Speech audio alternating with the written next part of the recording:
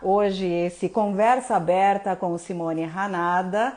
A gente sempre fala conversa aberta porque aqui eu entrevisto pessoas de diversos ramos, com diversos assuntos, mas sempre com um conteúdo inteligente para a gente compartilhar aqui que tem a ver com a sua vida, com a minha vida, com a vida de todos nós. E o entrevistado de hoje, do Conversa Aberta com Simone Hanada, é o Johanny Rus. Ele é um padeiro muito especial porque ele é considerado o 8º padeiro melhor do mundo. E ele tem muita história para contar pra gente, tá? E ele foi um dos líderes aí dos grupos que atuaram para realizar os pães que foram doados para os hospitais públicos que trataram de pessoas com Covid-19 no início dessa pandemia. Além dessa história, ele também vai falar de outras muito interessantes, como a busca pelo levain perfeito para a panificação. E ele fez uma viagem muito interessante que eu vou mostrar, aliás, eu vou falar um pouquinho para vocês dessa viagem. Ele vai mostrar algumas fotos aqui também com a gente. Eu vou então convidá-lo aqui. Vamos lá.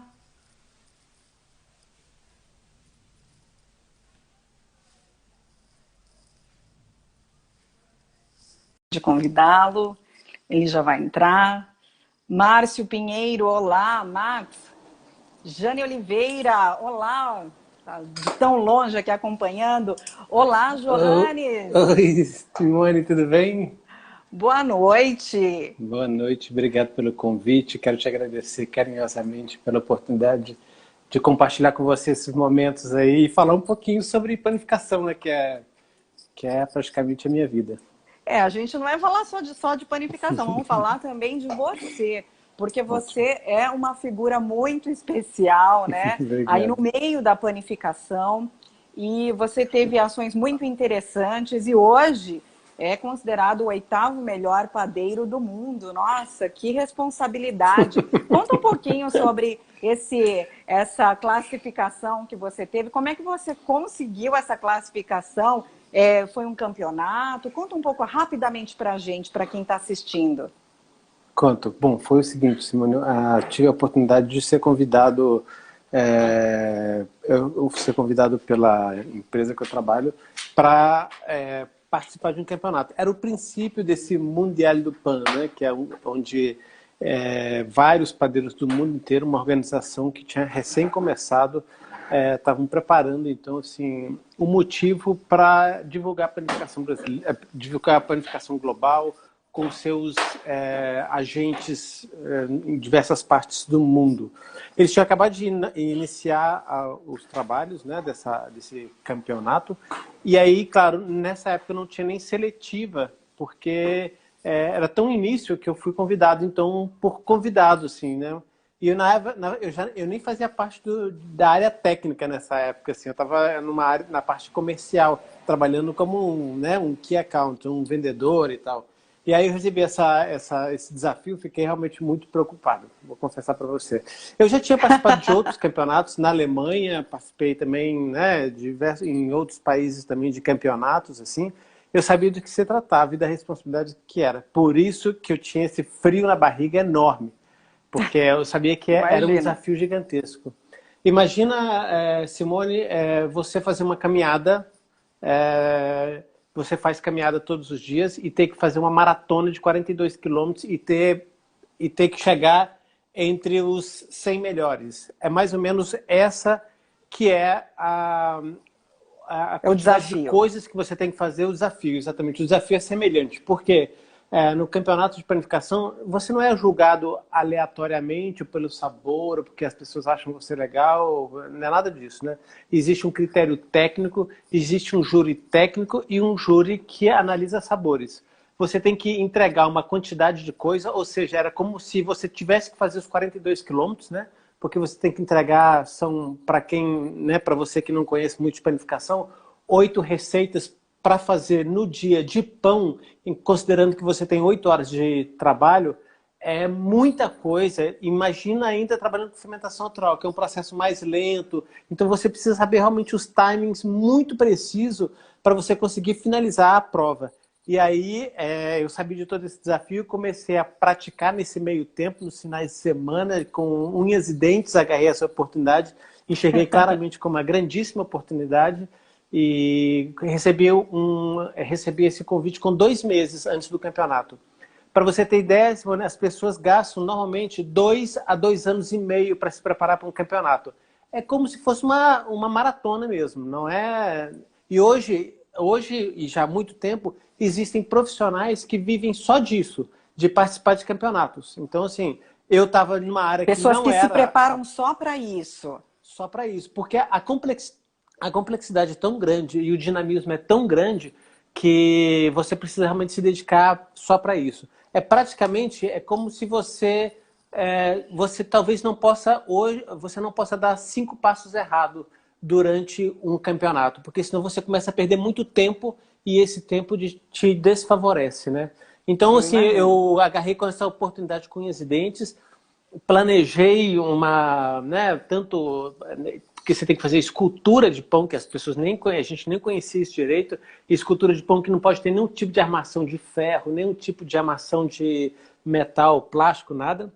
É tudo feito a pão, e essa escultura tem que medir 1,80 m, Meu imagina, da Deus, é minha enorme, idade. 1,80 m. Do seu Eu tenho tamanho, do seu tamanho, 1,86 m, do do seu meu tamanho. tamanho. Então, imagina, era um desafio enorme, porque você colocar farinha de trigo em pé nessa quantidade aí Gente, era 1,80 m é, de farinha do de chão. trigo assada, É, medida do chão. Isso faz parte isso. desse campeonato que você Isso, é participou. regulamento. Meu E aí você tem, Deus! por exemplo, o pão tem que pesar 250 gramas depois de assado. E aí com isso você precisa saber quanto tempo você vai assar o pão, porque cada vez que ele fica mais tempo do forno, mais ele perde o peso dele e mais fora da realidade você está. Então Então assim, é existe tudo todo um muito preciso. cálculo. Isso, tanto do Nossa, meu tamanho da Deus. baguete, precisa medir 55 centímetros, ter quantos cortes, pesar tanto. A quantidade de pães, no total, no final de um campeonato, chega a mais ou menos de 220 a 280 quantidades de pães, com mais ou menos 9 a 20 variedades de pães diferentes, né? Então, assim, É um é uma campeonato loucura. mundial. É Imagina uma... quantos pães não foram produzidos, então, como você está me dizendo, aí imagino, e o pessoal deve ter comido muito pão, então. Porque na época foram 16 equipes, né, fazendo 16 times do mundo inteiro participando desse campeonato. E aí, e com isso, por ter pouco tempo de preparo e por tudo o que aconteceu, acabei chegando numa colocação muito boa. Fui realmente o cavalo da sorte nesse, assim, o cavalo vitorioso ali, por mais Que que bom. fosse 8º lugar, eu ainda consegui Oitavo chegar lugar numa tá ótimo. posição muito boa. Talvez a gastronomia não conseguisse, eu não conheço hoje, até hoje, nenhum time de gastronomia aqui no Brasil que tivesse chegado numa colocação tão boa. De A gente fala oitavo até lugar no mesmo, mundo. falando assim de campeonatos de gastronomia, eu até participei como co-coach aqui de cozinha também. Nós chegamos em 12º, 18º lugar, 9º lugar já chegamos uma vez também, mas em oitavo foi realmente um feito muito legal. Johannes, deixa eu só aqui dar um oi para quem está chegando. Pessoal, eu estou conversando hoje com o Johannes Ruas. Ele é o 8º melhor padeiro do mundo. Aí essa conquista foi por meio de um campeonato mundial de panificação. E hoje ele é a pessoa, né, o técnico da Seleção Brasileira de Panificação. Eu nem sabia que existia uma Seleção Brasileira de Panificação, mas que orgulho saber que a gastronomia, dentro da classificação de panificação, ela está bem representada e tem um brasileiro, né? Um brasileiro alemão, né? Porque você nasceu na Alemanha e Isso. você sempre morou aqui. E foi lá que você fez o curso de panificação. Conta um pouquinho dessa história, só para a gente Legal. saber quem é o Johannes. Tá, bom, então assim que eu terminei né, Na verdade, eu nem tinha terminado meu segundo grau ainda. Você vê, Simone, que responsabilidade é minha. Aqui no Brasil. Eu não queria saber de mais nada, eu não queria saber de estudar, mas tomara que não tenha nenhuma criança escutando isso, porque senão vai parar de estudar e vai achar que vai ser fácil. Não foi. Se eu tivesse estudado, eu talvez tivesse chegado em primeiro lugar. Mas eu nem terminei meu segundo grau, e aí eu resolvi realmente sair de casa e buscar, né, uma profissão e tudo mais, porque realmente estudar não era, naquela época, não era o meu forte, vou dizer assim, porque eu estava com unhas e dentes tentando passar de ano, assim, né? E aí, então eu fui para a Alemanha para estudar luthier, porque a família do meu pai é carpinteiro, a família do meu pai é mecânico e a família da minha mãe vem de carpintaria, né? E aí eu fui para a Alemanha estudar carpintaria, que é um ramo, na verdade, luthier é um ramo da carpintaria. Luthier é aquele que faz instrumentos musicais. Eu queria fazer aquilo e tal. Então, mas como o meu irmão já tinha ido para a Alemanha para estudar mecânica e tinha abandonado mecânica para virar padeiro, ele falou comigo: Johannes, por que você não começa como padaria, depois, quando você estiver mais confortável e falando alemão melhor, você não estuda aquilo que você quer, tal. Eu falei: acho que é uma boa, porque tinha uma república para padeiros. E aí foi aí então que eu ingressei então na panificação através do meu irmão, que já fazia panificação, que é o Vuzi, é um cara fantástico também. Olha, não deixa de ser um carpinteiro da panificação, porque fazer um pão de 1,80 m, né, e ganhar o concurso aí, e estar entre os 8 melhores do mundo, não é para qualquer um, é um carpinteiro da panificação. Então isso está no sangue mesmo, né? Agora, para quem está chegando agora, pessoal, muito boa noite, boa tarde, bom dia. Eu falo bom dia, boa tarde, boa noite, Johannes, porque depois a gente vai deixar esse vídeo no IGTV, do Instagram e também no YouTube, no canal Simone Hanada. E hoje, nesse Conversa Aberta com Simone Hanada, eu estou entrevistando aqui o Johannes Rus, que é o 8º melhor padeiro do mundo e técnico da Seleção Brasileira de Panificação. Johannes, fala um pouquinho aqui pra gente, como foi? Eu sei que vocês tiveram um trabalho muito bonito, muito interessante, você e o grupo de padeiros aí, liderado por você, no início da Covid-19, da pandemia, juntamente aos hospitais, né? Auxiliando os hospitais, principalmente fornecendo aí pães, de uma maneira como uma doação para que não faltasse, né, para esses profissionais. E vocês fizeram esse trabalho diariamente por alguns meses, né? Então eu queria que você contasse um pouco disso. Como é que iniciou toda essa ideia e como foi ter trabalhado aí para o combate da Covid-19 aqui no início dessa pandemia? Bom, primeiro foi a maior gratificação que alguém possa sentir realmente, sabe aquela história de que quando você dá um presente para alguém, talvez você se sinta mais feliz do que receber o presente? Acho que foi essa sensação, né? Se você me falasse sobre a sensação de como nós sentimos em ajudar as pessoas, foi essa, sabe? De realmente receber o melhor presente do mundo. Que a gente estava recebendo vários vídeos das pessoas recebendo os pães e tudo mais. Essa história começou assistindo televisão. No domingo eu estava assistindo o Globo Esporte e estava falando sobre os hospitais de campanha que estavam sendo montados no Pacaembu. Eu sei que o Rogério Shimura, que é uma grande personalidade da panificação brasileira, inclusive ele foi eleito o melhor padeiro do mundo o ano passado, é uma pessoa fantástica. Eu, na hora, liguei para ele, mandei uma mensagem para ele, via WhatsApp, falei: Rogério, estão montando um hospital aí do lado da sua casa, aí, perto da sua casa, aí.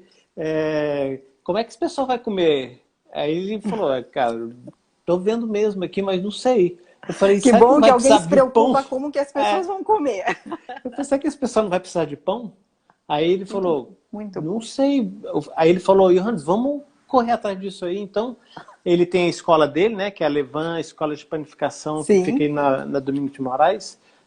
E aí ele colocou a escola dele à disposição, ele pessoalmente estava à disposição. Que a legal, gente acordava 3 horas da manhã, Simone, para fazer pães. Eu e ele chegávamos primeiro, né, porque a gente ia batendo as massas, e aí depois chegavam os demais profissionais, que chegou a ter 12 profissionais, né, fazendo pães para para esse projeto. E foram feitos 160 mil pães e durante 45 dias nós fizemos essa quantidade de pães que foram doados não somente para o hospital, no final das contas a gente conseguiu movimentar tanto. No primeiro dia foi só eu e o Rogério, nós fizemos 350 pães.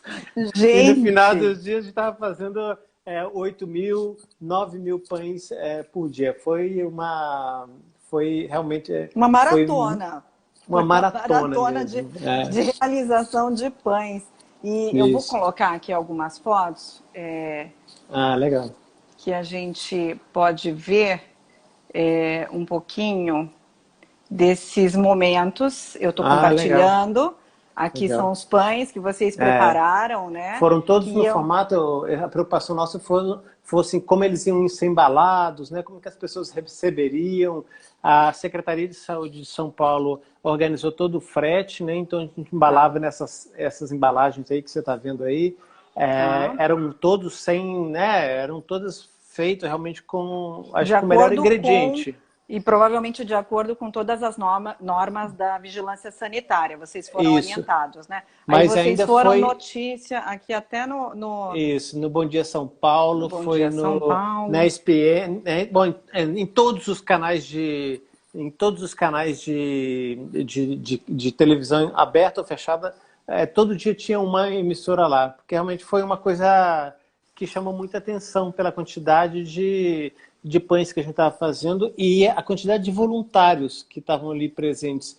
E, na verdade, além dos ingredientes que a gente estava usando, que eram de melhor qualidade, porque as empresas que participaram doaram matéria-prima e tudo mais, porque a gente conseguiu a quantidade de matéria-prima, ainda também nós tivemos os melhores profissionais de São Paulo participando desse projeto. Imagina você montar uma padaria, Simone, com os melhores padeiros do Brasil. Era o que a gente tinha lá todos os dias e foi um momento muito especial, porque era como você, não sei, trabalhar com os melhores profissionais num espaço durante 6 horas. Era uma coisa realmente incrível, foi muito gratificante.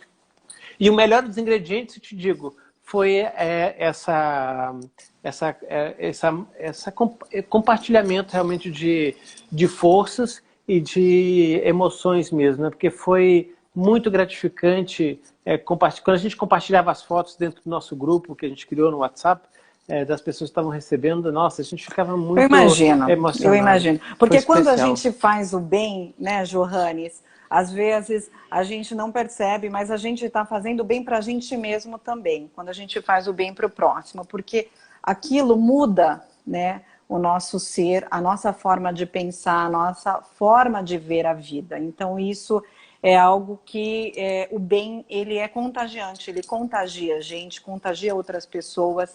E foi um momento muito difícil. A gente está aí numa situação onde a gente pode entrar numa segunda onda, né? E é muito triste viver tudo isso, mas a gente tem que encarar de frente tudo isso e a gente tem que ir para a batalha. Né? Aqueles que têm como ir fazendo os pães, vão fazendo os pães. Aqueles que têm a medicina, né, como sua profissão, vão para os hospitais, enfim, mas cada um fazendo a sua parte, né, pessoal? Ô, Simone, naquela altura, só ressaltando um ponto, que naquela altura a gente não entendia nada do Covid ainda, sabe? Se ele pegava no ar, se ele estava no ar, se ele estava suspenso. Vocês foram muito corajosos. Então, a gente estava tomando vários critérios de segurança, como você falou aí, de usar luvas, máscaras, medir temperatura na hora de entrar, enfim, todos os cuidados a gente estava tomando, mas mesmo assim dependeu muito da coragem desses 12 guerreiros aí que nos ajudaram e a eles que até se algum deles estiver participando aí, quero agradecer pela coragem. Realmente a gente não sabia onde a gente estava enfiando, ninguém se contaminou, ninguém então foi um momento fantástico, foi fantástico mesmo. Que bom, que ótimo. E que bênção para todos que participaram, que com certeza saíram renovados aí dessa ação, dessa missão que vocês tiveram e cumpriram muito bem. Pessoal, eu só queria ter um feedback de quem está assistindo. Olá, Sônia, Rosemary. Olá, Lígia. Lígia, sua esposa, que é a minha prima. Maravilhosa. Mesmo. Mãe de 2 filhos que vocês têm juntos, maravilhosos. É verdade. Né? Vocês estão conseguindo ver a tela inteira aqui? Porque eu não sei se as fotos estão aparecendo embaixo. Para mim está aparecendo um pouquinho. Eu vi, daqui eu vi, não sei se eles estão Mas a vendo, mas tela eu... inteira, a tela está inteira com o Johannes e a Simone, né? Acho que Isso, e deve depois estar. você fica pequenininho e aparece as fotos que eu vi, assim. Não sei se eles estão vendo a mesma coisa. Mas você está vendo aqui as fotinhas pequenininhas ainda? Não. Não, né? Então acho que está aparecendo só para mim. Mas, bom, Tá. questões técnicas, gente. A gente é live é assim mesmo. Sempre tem um ajuste Isso. ou outro que a gente acaba fazendo. Agora, fala um pouquinho da aventura que você teve aí em busca da melhor fermentação e uma fermentação brasileira. Agora, Johannes, fala para leigo, porque aqui nesse canal não tem só especialistas em panificação, em culinária. A gente tem que falar aqui a linguagem de todos, até É, porque todo mundo agora, né? Todo mundo, eu digo, muita gente nesse período de pandemia resolveu fazer pão em casa. Então, eu creio que os curiosos também estão assistindo aqui e, às vezes, eles vão precisar entender um pouquinho mais sobre o levain. Fala da legal. aventura do levain. Legal. Bom, primeiro só explicar o que é o levain especificamente, ou a fermentação natural, né? O próprio nome já diz, é uma fermentação que acontece espontaneamente, porque a junção da água e da farinha de trigo, que são dois elementos essenciais na panificação, eles, naquele momento ali, são adicionados também os micro-organismos que contêm nesses ingredientes, na farinha de trigo, que são micro-organismos, e também no ambiente. Esse micro-organismo do ambiente contamina essa massa e faz com que essa massa levede, né, fermente. E aí, e como isso acontece num processo bem lento, essa fermentação natural, ela matura mais a farinha de trigo, né, o processo de desenvolvimento da farinha de trigo para a massa ficar mais gostosa, mais aromática, mais saborosa. Então, a fermentação natural traz porque vários benefícios, até porque ela começou há mais ou menos 6 mil anos atrás, Simone. Não é uma coisa nova, embora esteja super em voga, porque muitas pessoas começaram a fazer pão de fermentação natural em casa, isso já acontece há mais de 6 mil anos. E aí, com o Agora é objetivo... até matéria, em todos os lugares. A gente fala É, levain, levain, levain. isso foi ótimo, porque várias pessoas fazendo pão em casa começaram a divulgar também esse processo de fazer pão que é super antigo, mas que traz o resgate da panificação, né, na sua essência, na maneira lenta de fermentar, e trazendo todos os sabores e aromas para os E pães. ele é melhor se preparado como levando que um fermento biológico, por exemplo, que eu compro no mercado? Isso, porque o fermento biológico ele surgiu do levain, sabe, Simone? Porque quando começaram a estudar o levain, né, lá em 1800 e alguma coisa, quando apareceu o microscópio, eles começaram a estudar que o levain tinha ali micro-organismos que fermentavam. Eles pegaram esses micro-organismos que fermentavam, né, que eram os fermentos, as leveduras, inocularam ela e fizeram como se fosse uma galinha de granja. Fizeram ela potencializar para ela comer açúcares mais rápido, porque a fermentação acontece que o Saccharomyces, né, que é o bichinho do fermento, come o açúcar e transforma esse açúcar em gás carbônico. Então eles falaram, vamos pegar esse bichinho aí, o Saccharomyces, ajudar ele a potencializar para ele comer o máximo de açúcar possível e fermentar o pão mais rápido possível. E aí surgiu Interessante. o fermento de padaria. O Porém, fermento biológico. a fermentação, quanto mais rápida ela menos sabor você tem no pão. Porque o Ah, pão, quando ele é fermentado lentamente, você tem vários tipos de leveduras ali dentro que podem contribuir com sabor, com aroma, com, com infinidade de vantagens que você tem quando você faz a fermentação natural. E essa longa fermentação traz um benefício até digestivo, até para a saúde é muito melhor. E com essa pandemia resgatou-se isso, né? E que foi muito especial. E com isso, o levain, o sourdough, como as pessoas falam também, o Sauerteig, como se fala na Alemanha, ou massa madre, como se fala na Espanha. Aqui no Brasil a gente está chamando de fermentação natural.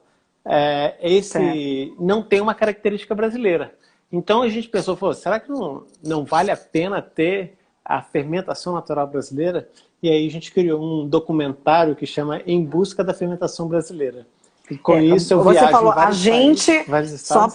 só para lembrar, você falou a gente porque você é gerente dentro da Puratos, que é uma empresa que trabalha com produtos para panificação, é isso? E Isso. confeitaria, né? E É, aí você foi panificação, fazer. confeitaria e chocolate. Ah, tá. E aí você foi fazer esse documentário junto com a empresa, né?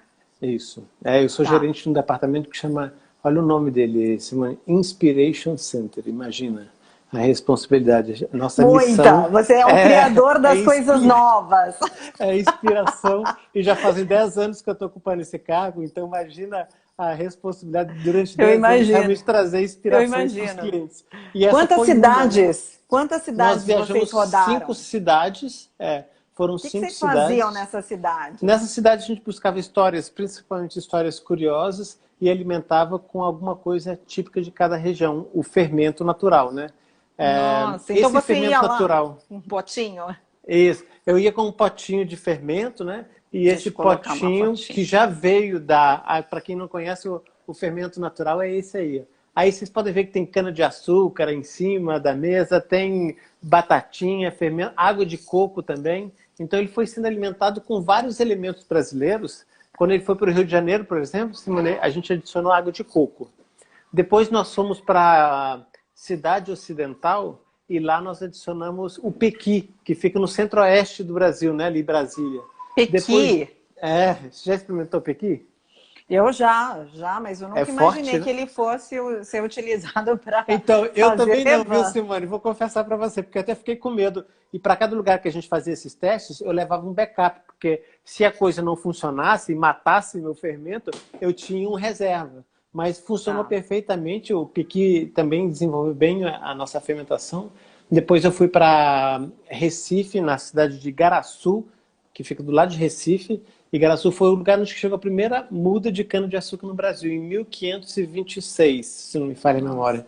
E lá a gente então adicionou a cana-de-açúcar, contou toda essa história da cana-de-açúcar, o ouro Sim. branco, que era conhecido aqui no Brasil, né, pelo açúcar, que a gente ficou tão rico, enriqueceu tanto a Portugal com esse açúcar. E depois disso eu vou para Foz do Iguaçu. Lá é uma cidade muito quente. O que foi peculiar em Foz do Iguaçu é que eu estava viajando no meio da pandemia, né? Então estava usando aquele face shield, máscara, tudo, mas na hora das filmagens eu tirei todos esse equipamento. E a Cataratas do Iguaçu não tinha uma pessoa lá dentro. Só tinha eu e o câmera. Você acredita, Simone? Então imagina você ter o parque das Cataratas do Iguaçu só para você. Foi uma experiência realmente inacreditável. Nunca imaginei que eu fosse. Eu já fui várias vezes lá e toda vez está lotado de gente. Você não consegue nem andar naquela passarela, né? E agora só estava eu e ele lá. Então foi Você é o incrível. cinegrafista e o levain. Isso, nós três. Depois disso, nós fomos para o sul do Brasil, que é lá em Caxias do Sul, onde tem uma tradição de um fermento de Cristo, né, que é conhecido como fermento de Cristo. E esse fermento de Cristo foi trago pelos italianos, e aqui no Brasil foi difundido de uma maneira bem, bem bonita, porque eles falavam que era o fermento de Cristo, que dividia, que fazia o pão, que fazia o pão de Cristo e tudo mais. E todas essas histórias foram incorporadas nesse No vídeo, documentário. ok, aí no E, documentário. e aí depois, a última cidade que eu visitei foi Jundiaí, que é aqui do lado de São Paulo, porque eu tenho um amigo que é padeiro há muitos anos, né? E ele contou a história também a história dele na história da panificação. Ficou muito rico. E lá nós adicionamos foi a uva de mesa, porque Jundiaí é a capital da uva de mesa. E aí, com todo o levain pronto, a gente falou, e agora? O que a gente vai fazer? Aí eu pensei, E pô, qual aí? será o futuro da panificação? Porque realmente a gente estava com uma coisa que a gente queria nortear para o futuro. Aí a gente viu que a fermentação natural, junto com ingredientes naturais, sementes, fibras, enfim, tudo, seria a realidade do que a gente acredita que a fermentação natural possa complementar, né? E aí, então nós fizemos, eu moí um trigo na hora, sabe, para fazer o pão com o Tudo próprio moinho, manual, tudo tudo manual. artesanal. É, isso mesmo. Ó, Macei eu na quero própria ver mão se vocês também. vão sair daqui e fazer pães, viu, É pessoal? Vocês que verdade. estão assistindo. Porque ele está falando que o levain, a fermentação natural, é a melhor para se fazer pães. E olha, então vocês podem procurar, pesquisar. Ele já Isso mesmo. está dizendo assim que é o melhor. O pão com fermentação natural é o melhor. Sem dúvida Fala, nenhuma. Johannes, Eu desculpa. falo E com aí, toda vocês certeza. fizeram um pão com esse levain cheio de Isso. vida, histórias É aí? isso. Aí eu fui lá de novo, lá no Shimura, falei, Rogério, me empresta a padaria aí para fazer um pão aí. Ele falou, abriu na hora a padaria, então a gente foi lá e fez os pães para realmente fechar esse documentário com chave de ouro. Foi muito E ficou gratificante, gostoso, né? Esses ficou. E pães. esse Ficaram documentário, gostosos, né? esse documentário foi traduzido em inglês e está rodando o mundo inteiro esse documentário. Eu estou muito grato em Que receber gostoso. vários comentários assim do mundo inteiro falando sobre, porque a Puratos está em quase 100, mais de 100 países, né? E aí só dentro da Puratos já viajou em 100 países. E foi muito gratificante receber tanta, né, mensagens de carinho, de que eles gostaram, de que foi uma experiência bem legal. Muitos falam que ficou assim, tipo padrão Netflix, assim, né? Ficou Ai, bem legal. que legal! Olha, é realmente algo muito interessante esse. Eu acho que a gente tem que difundir também entre as pessoas, porque a gente come tanta coisa industrializada e quando a gente se vê numa situação como essa, né, que a gente está vivendo hoje, ainda nessa situação de pandemia, é muito legal a gente descobrir coisas novas, principalmente poder cozinhar, fazer um pão, né? E você agora falando da fermentação natural, todos nós podemos fazer, né? Então é uma coisa esplêndida. E como você falou, né, ele é um preparo artesanal, né, Isso. Johannes? E também assim, é legal juntar a família, né? Assim, o pão, hoje a gente está mais preso dentro de casa, né? Pelo fato dessa pandemia, e o pão une as pessoas, né? O pão como centro da mesa, assim É como verdade. Jesus mesmo fez também, assim como é, o pão representa um alimento tão simples, ele é tão barato, é tão nobre e é tão puro, porque você sabe, são 4 ingredientes, né? Farinha de trigo, água, sal e fermento ou levain, se você quiser. Porque pode fazer feito também até com fermento, tá, Simone? Você pode usar fermento em uma quantidade mais baixa e uma longa fermentação também funciona. Então você pode usar o fermento ou o levain, mas são 4 ingredientes muito simples e muito puros assim para se trabalhar e traz um resultado fantástico. Primeiro surgem as melhores histórias. Se o pão sai certo, todo mundo se alegra. Se não sai, é motivo para melhorar, é motivo para. Mas gostoso, dá para comer, sempre dá para comer. Pelo menos o pessoal que fala que fez o pão a primeira vez, fala assim: ah, saiu ruim, mas eu comi tudo. Ai, mas é sempre um bom motivo, né? E cozinhar é sempre uma arte também do aprendizado. E como você falou, né? A gente junta as famílias, né? As pessoas Isso. da família, a gente agrega, a gente É, congrega, né? E isso é muito isso. bom, muito gostoso. Olha, Johannes, eu ficaria aqui por 1, 2, 3 horas nessa live com você. Só conclui aqui para gente com algumas palavras o que é ser o oitavo melhor padeiro do mundo e o que você pode também sugerir para as pessoas que estão fazendo os seus pães em casa Legal. agora. Bom, primeiro assim, em 2011, né, já faz um tempo que eu me tornei, que eu participei desse campeonato. Depois disso, eu me tornei o técnico da seleção brasileira.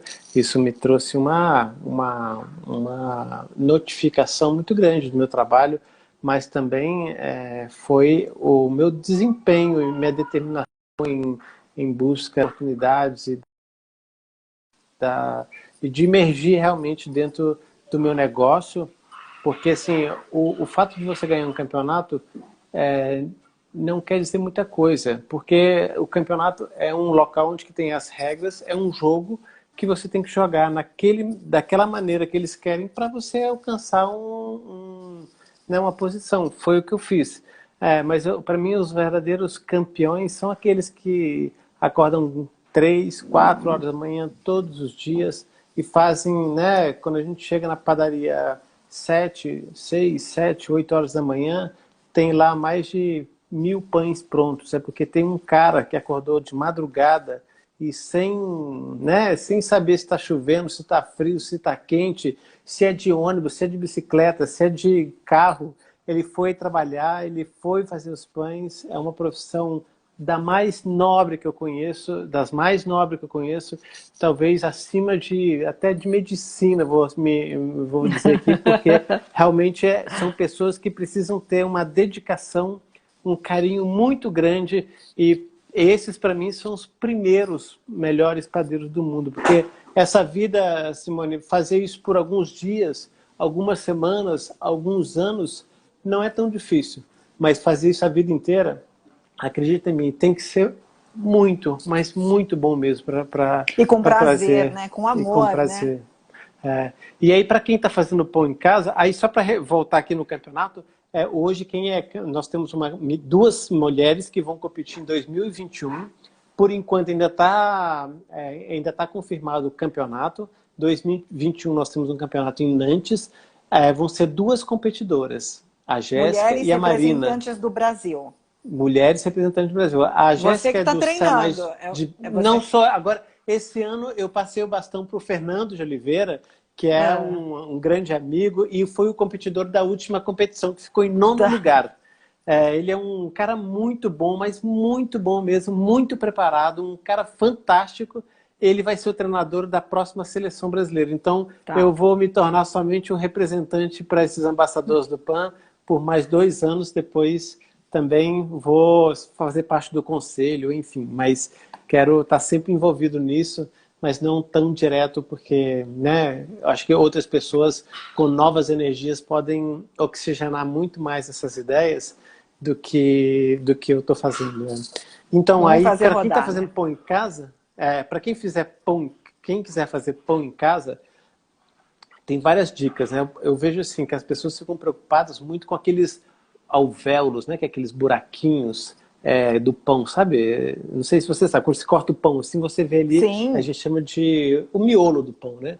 As pessoas ficam querendo colocar cada vez os alvéolos, aquele miolo do pão mais aberto e tudo mais, e ficam achando que aquilo é o melhor. E sem dúvida é um desempenho fantástico para quem, né, vai se aperfeiçoando, você consegue fazer o pão ficar mais aerado por dentro, o que se faz incrível. Desculpa.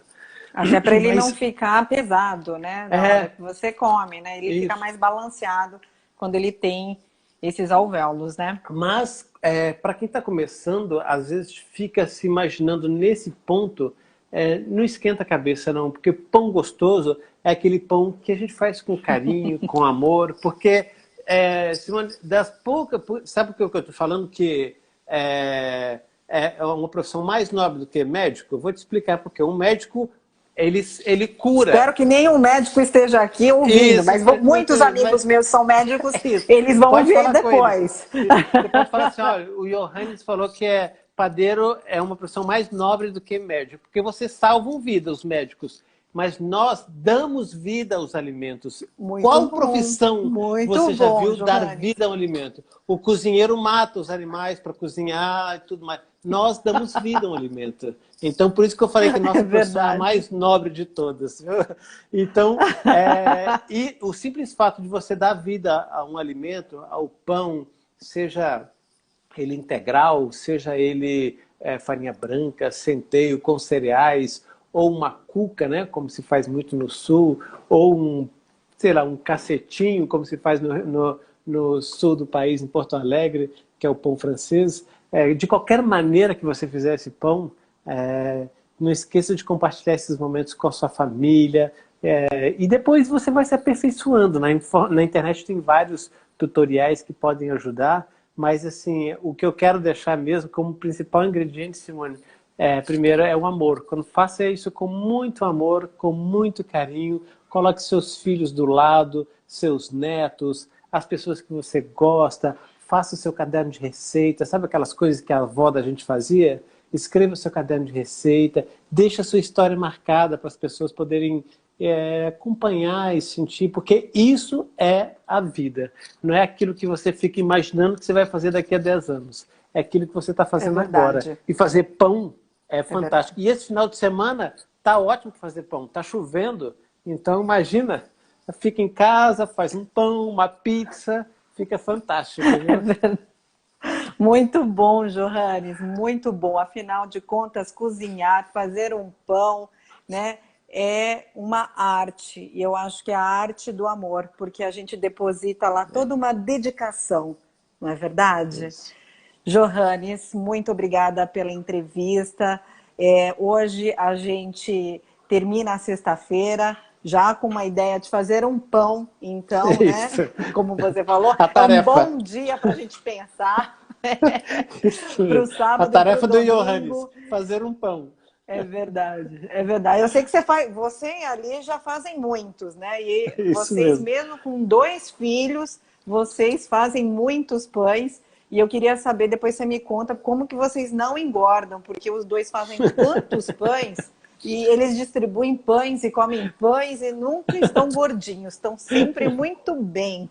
Obrigado. Não é verdade? Ó, tá aqui a Lourdes, isso. A Márcia também, a tia Lourdes, ela também come muito pão e tá sempre magérrima. Eu quero depois essa receita aí de vocês. Bom, pessoal, a gente encerra por aqui o Conversa Aberta com Simone Hanada. Hoje eu conversei com Johannes Cruz, que é o 8º melhor padeiro do mundo e também é técnico da Seleção Brasileira de Panificação. Muito obrigada pela sua participação, obrigada a vocês todos que acompanharam conosco essa live pelo Instagram e pelo YouTube. E depois eu quero que vocês lembrem que este vídeo vai ficar no IGTV e no YouTube gravado, ok? E vocês vão poder assistir e compartilhar. Se inscrevam também no canal da Simone Hanada, no YouTube, Conversa Aberta. Obrigada, pessoal. Obrigada, Johannes. Obrigado, Simone, pelo convite. É um prazer enorme estar com você, dividir esse momento. Quero agradecer a todo mundo que participou também da live. Principalmente minha sogra, que está... Eu vou levar pão para vocês depois. Eu vou deixar um recadinho para ela aqui. Um beijo bem grande. Obrigado pela oportunidade de compartilhar esse momento com você. Tudo de bom para vocês, hein? Obrigada, um abraço a todos. Boa noite. Boa noite.